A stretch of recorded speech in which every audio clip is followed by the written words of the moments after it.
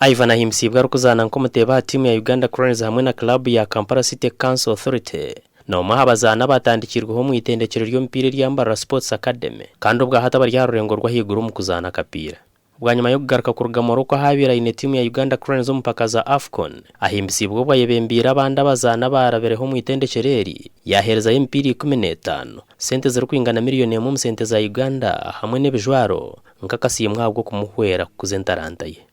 Kushamba mpira MSA mwe nashimira mnongo urugendo rono rukatanka wa MSA kuzisha mpira kocha Salim Brande twaha kumhumka cyangwa nkacece akaneta akanga kupereza hachi kushamba mpira ndambira wone inatambura koza MSA kandi nishimira mnongo kujana kagama wana we kandi kashimira nona nakadema bana bato kinabana bato abakureba bakundebe mnongo kujati nabo bashaka kushamba mpira kandi nashimira mnongo kujana nabo batunguke uguyaha barabazana batokwe bembeze micwe hamwe no kutama no mukuzana kapira hamwe no kushoma koza emico niyo kubasa kutamzana noza kuzana nta wentaranta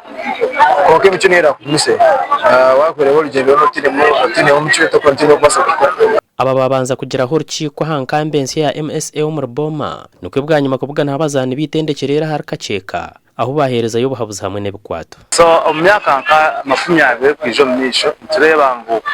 matches yes to dominate injira mu pira kwa Uganda Kampala Sports Academy tenda no dominate nga international level ya mpira imwe tukora batumanyira bo mpira kandi ekitwa kitandika kikona kikoma icyo kituyambire n'abana batabari mu sente nakibayambe kigendo misho bwanyuma abarabero mu itendekerero bageraho mpira go mukago nabo batabakiriyo no batendekwa aho bakuri aba basingana gori 3 hariyemo ubwo goro zombi ziri kutebwa Emmanuel Mugabo hatarukuzana ndo mu Rwanda. Aba TV West and Aloysius byamukama.